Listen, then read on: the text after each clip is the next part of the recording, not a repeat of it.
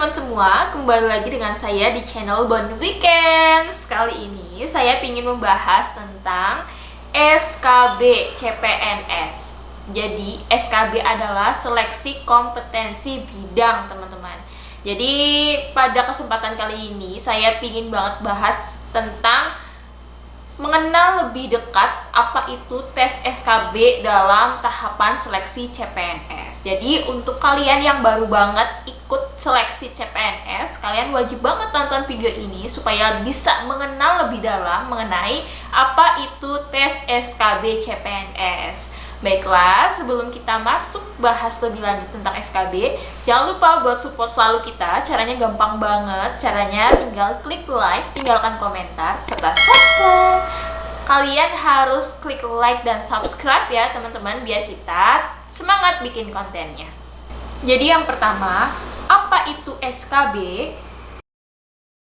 Jadi teman-teman, SKB itu adalah seleksi kompetensi bidang. SKB ini merupakan tahapan tes seleksi CPNS tahun 2021, teman-teman. Jadi SKB ini dilaksanakan setelah pengumuman hasil dari SKD. Sebenarnya untuk apa sih SKB dilakukan? Jadi SKB ini dilakukan untuk menilai kesesuaian antara kompetensi bidang yang dimiliki oleh pelamar dengan standar kompetensi bidang sesuai dengan kebutuhan jabatan, teman-teman. Jadi antara masing-masing formasi itu bisa berbeda ya, tidak sama. Siapa yang berhak mengikuti SKB? Jadi teman-teman, siapa aja sih yang berhak ikut SKB? Itu nggak semua peserta SKD loh teman-teman. Jadi yang berhak mengikuti SKB adalah pelamar yang dinyatakan lulus SKD berdasarkan hasil kelulusan SKD yang ditetapkan dengan keputusan Ketua Panitia Seleksi Instansi dan diumumkan oleh setiap instansi pemerintah. Jadi intinya peserta SKB adalah mereka-mereka yang lolos SKD, lolos perankingan SKD. Jadi bukan hanya lolos passing grade, tapi dia lolos perankingan SKD, di mana untuk lolos perankingan SKD ini adalah 3 kali jumlah formasi. Bagaimana mekanisme tes SKB? Jadi teman-teman, mekanisme dari tes SKB ini menggunakan CAT. Seperti SKD kemarin itu masih menggunakan CAT, teman-teman. Jadi sistem CAT ini diselenggarakan oleh BKN atau Badan Kepegawaian Negara. Apakah instansi pusat dan daerah menggunakan SKB CAT dalam proses seleksi CPNS?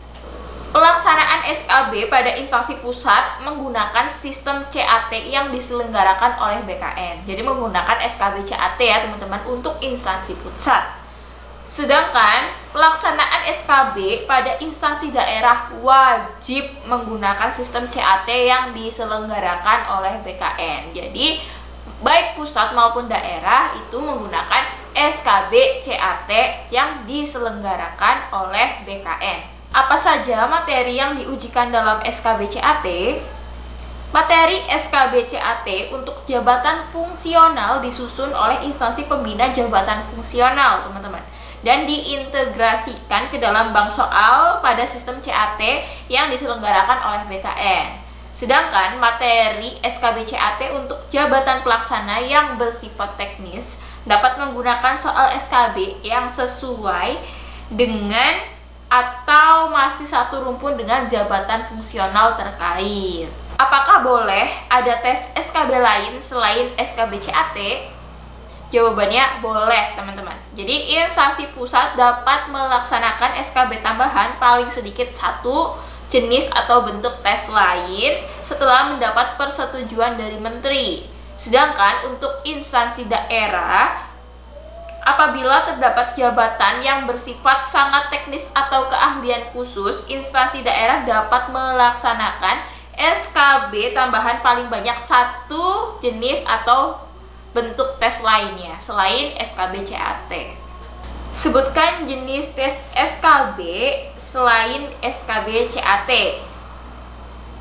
Jadi teman-teman, apabila di instansi kalian ada tes tambahan selain SKB CAT, itu dapat berupa yang pertama ada psikotes, yang kedua ada tes potensi akademik, yang ketiga ada tes kemampuan bahasa asing, yang keempat tes kesehatan jiwa, yang kelima tes kesegaran jasmani atau tes kesemaptaan, yang keenam tes praktek kerja, yang ketujuh, uji penambahan nilai dari sertifikat kompetensi. Yang ke-8, wawancara. Dan yang ke-9, tes lain sesuai persyaratan jabatan. Berapa lama durasi pengerjaan tes SKB CAT? SKB dengan sistem CAT yang diselenggarakan oleh Badan Kepegawaian Negara dilaksanakan dalam durasi waktu 90 menit. Terdapat ketentuan lain bagi pelamar penyandang disabilitas sensorik netra. Bagaimana pengolahan nilai SKB? Pengolahan hasil integrasi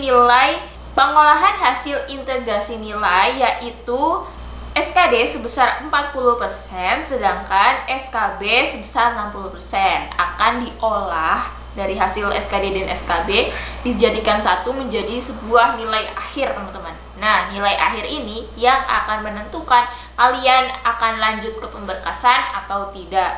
Nanti penetapan nilai tersebut dan pengumuman tidak melebihi jumlah kebutuhan pada masing-masing jabatan dan kualifikasi pendidikan sebagaimana ditetapkan oleh Menteri. Jadi misalnya nih, yang masuk ke tahap SKB itu ada 3 orang, di mana sebenarnya kuota formasinya itu cuma 1 orang. Jadi nanti pada pengumuman akhir yang lolos masuk ke pemberkasan adalah 1 orang sesuai dengan kuota formasi yang telah ditetapkan.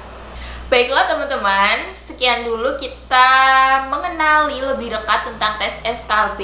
Jadi semoga nanti kedepannya kita bisa bahas lebih lanjut tentang apa itu SKB ya teman-teman, ataupun untuk latihan-latihan soal SKB. Baiklah, sekian dulu video kali ini, semoga bisa bermanfaat. Dan jangan lupa untuk klik like, tinggalkan komentar kalau misalnya kalian pingin nanya-nanya tentang seleksi CPNS ini. Kalian bisa komentar di kolom komentar, dan jangan lupa klik tombol subscribe. Terima kasih teman-teman.